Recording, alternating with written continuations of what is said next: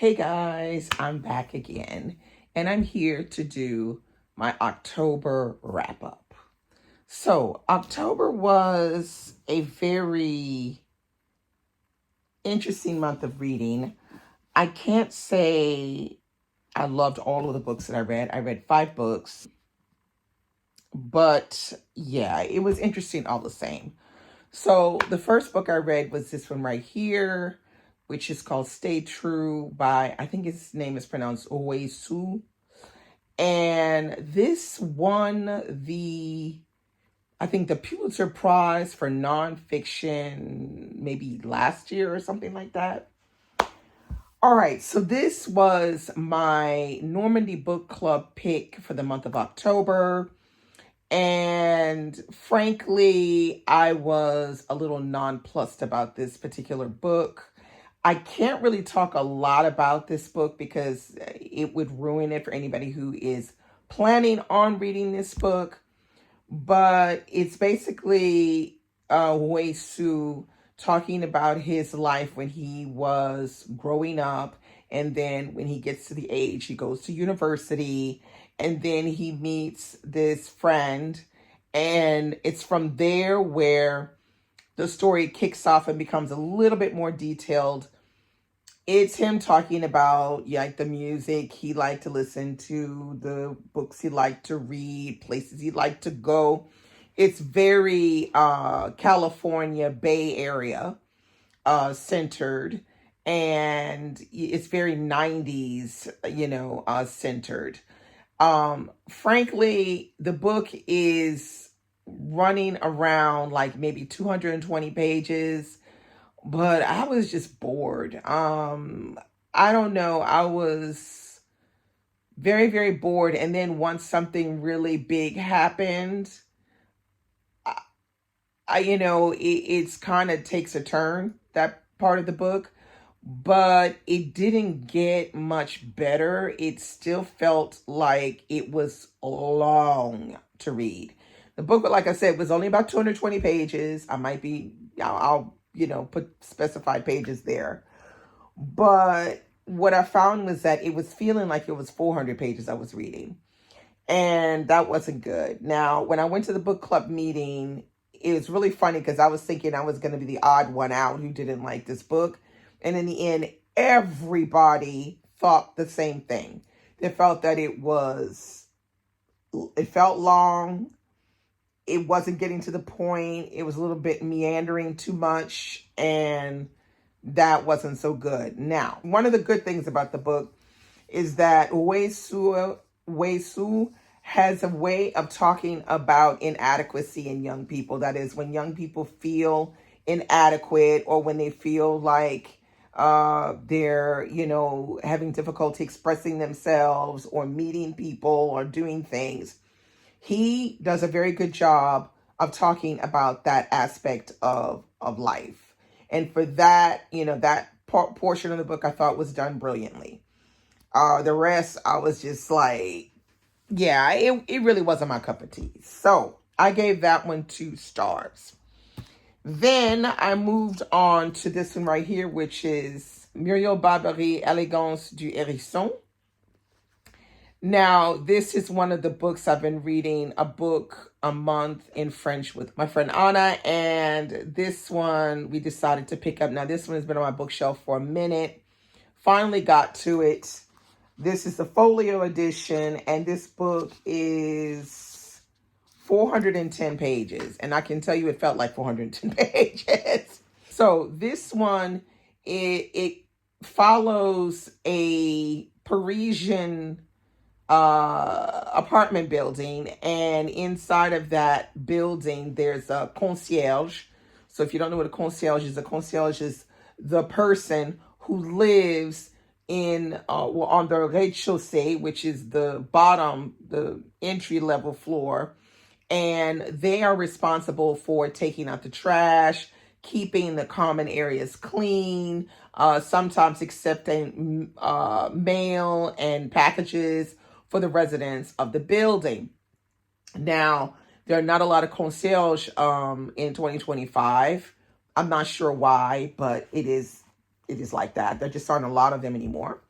But in this book, the concierge, and there's a young lady living in the building with her family, with her older sister, her mom and dad.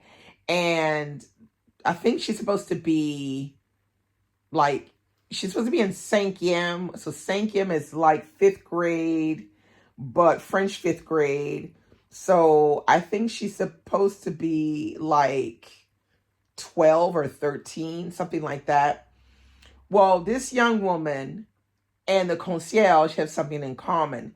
They have very similar personalities. They're both very intellectually inclined, and they strike up a friendship, a very unlikely friendship.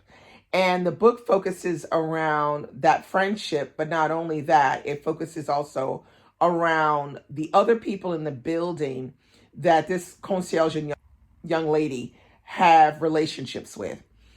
Now, all well and done. It sounded really good when I read the back of the book. It sounded really good in my head when I said, yeah, I want to read this. But in fact, the book has a very, very heavy philosophical content. So the way it's structured is you have the one portion of the book is, just the story being told.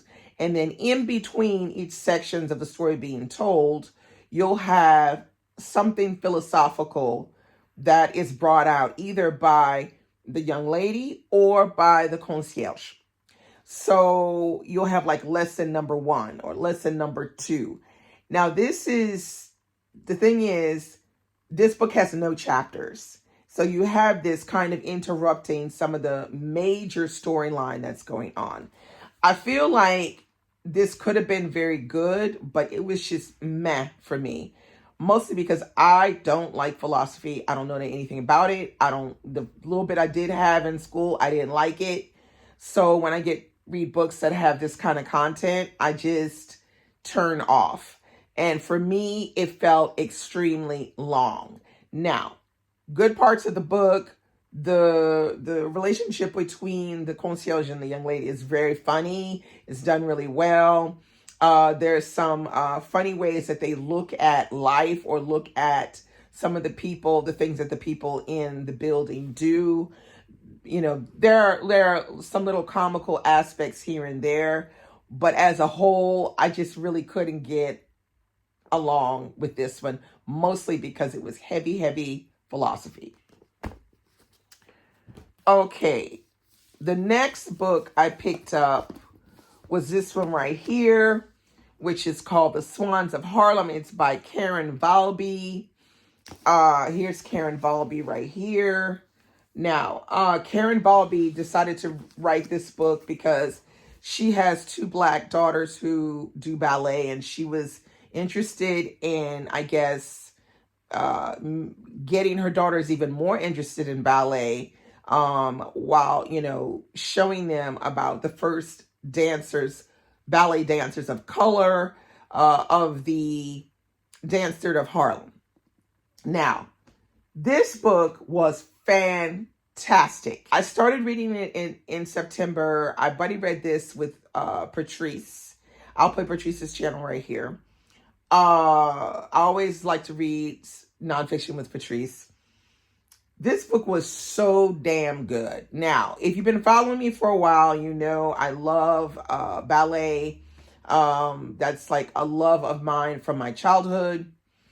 And reading this just put a whole new love even more for the Dance Theater of Harlem, which was started by Arthur Mitchell, who was also a great dancer.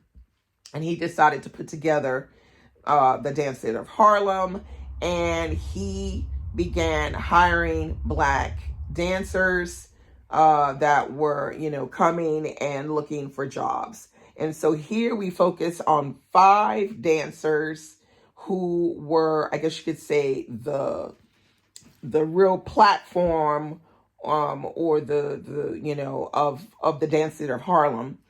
And these dancers never got known. Their names have literally been forgotten. So what Karen Valby does is she revives these 5 dancers. And we learn everything in this book. Now, you can see it's not very long. This book is coming in at, it's got a very extensive selected sources in the back, which I will be combing through to see if there are any other books in there that I would be interested in reading.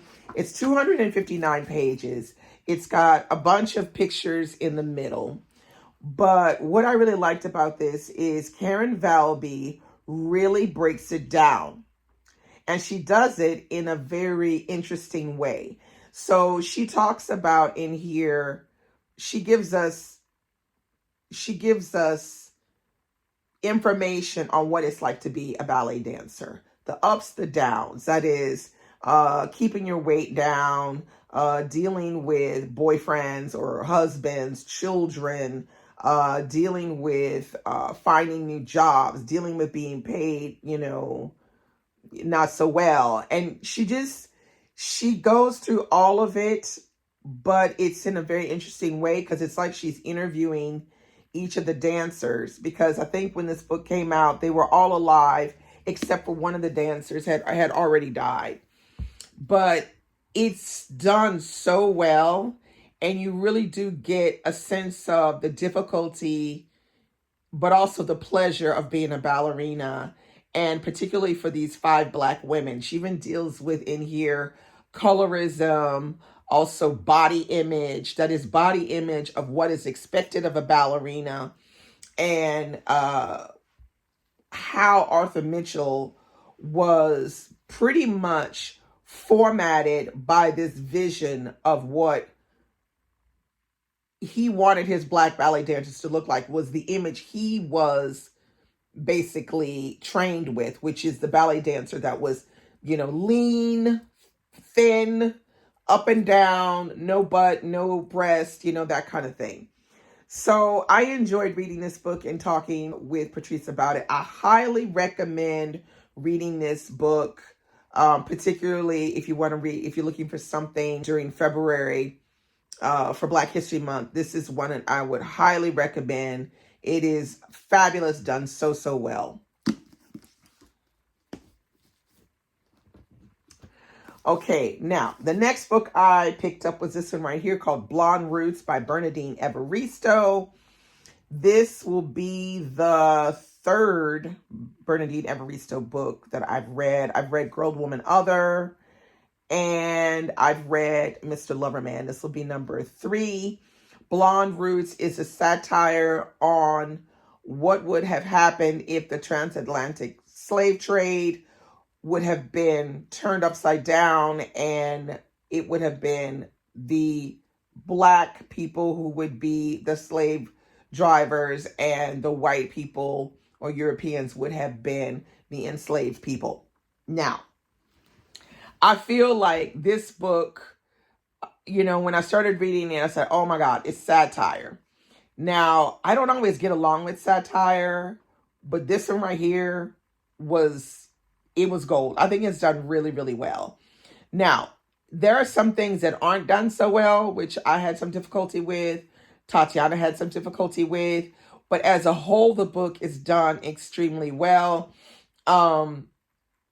You could tell that Bernardine Evaristo had a lot of fun writing this one. Like, the cover is pretty brilliant as well. How, you have the trees up above and, the Africans below. I highly recommend this one. This is one of her older works. I think it is maybe her, I don't know if it's her 3rd book or something, her 2nd book. I highly recommend it. If you want to know more about what Tatiana, Michael, and I thought about this one, because this was our Read So Lit read-along book for October in honor of Black History Month UK, go check out the discussion video. I will link it below. We had a lot of fun laughing about this book. Done pretty well. I think I gave this one a 3.5 stars. Well worth the read. I highly recommend it. It's very different. Okay, now, last but not least, I have my first Annie Ernaux book, which I read with Anna, called Passion Simple. So this is like a little thin, slim thing. Only 70, I think 77 pages. This is a book about a woman who is in love with A. Now, A is a married man. And this book really goes into how obsessive love can be. And this woman's whole life is rhythmed by when she is going to meet up with A again to have sex. I thought this was an interesting look at affairs from a woman's point of view, who pretty much is within her own mind stuck into this relationship far beyond what she even says in the book. A is a married man who just fits her in when he wants to fit her in. You can clearly see right from the beginning that he's not someone who particularly cares for her in a particular way. He's a foreign man, businessman, I'm assuming, because he travels a lot. But this woman is quite in love, sexually, mentally, everything with this man, but cannot have really this man. I feel like this is a really good, interesting start on Annie Ernaux. I don't think, though, it's a book for everybody, but Annie Ernaux writes about women and their deepest pain, their deepest love, their deepest, as the French say, folie, crazy. That's what Annie Ernaux does. And this particular book hits it with something that's a little uncomfortable to read in places, because if you try to imagine yourself in this position, I was trying to imagine myself in this position. I was like, could not be me, girl. Could not be me. It's what I was saying the whole time I was reading it. But Anna and I had an interesting talk about this one, and we are definitely down for reading more Annie Ernaux. So I think we both gave it 4 stars. I gave it 4 stars. I would definitely go back for another Annie Ernaux. So those are all of the books that I read the month of October. It was a conservative month of reading, but I am reading Bleak House. So that's it. That's all I have for you today. Comment below and let me know if you've read any of these books, or liked any of them, or disliked any of them, and why, so we can have a chat, because I love chatting with you down in the comments. Thanks for commenting, subscribing, and liking. I will see you very soon with another video. Bye-bye.